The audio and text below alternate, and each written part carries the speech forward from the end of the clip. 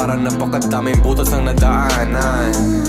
Buti na kayanan, di ako sumuko, lahat pinaglaban. Madami-dami na din ang napapag-iwanan. Di ko naman iniwasan, pero kusa na lumisan.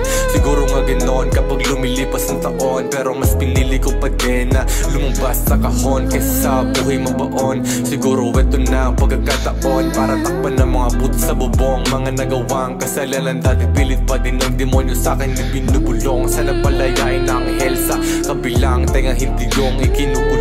Binuto ko naman na tinapay ang bumoto sa akin ng bato, kaya sinuwang ulubong. Di ko naman inakala na ang totoong buhay malalaman.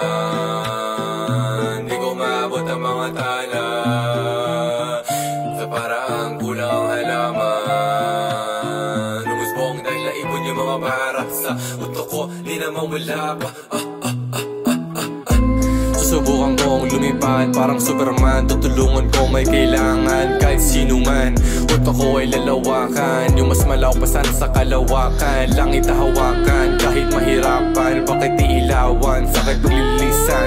Naisipan ko na tumutubo sana lupa and di gumuho. Alam mo ba na masarap sa pakiramdam kapag may ulan na tumutulo?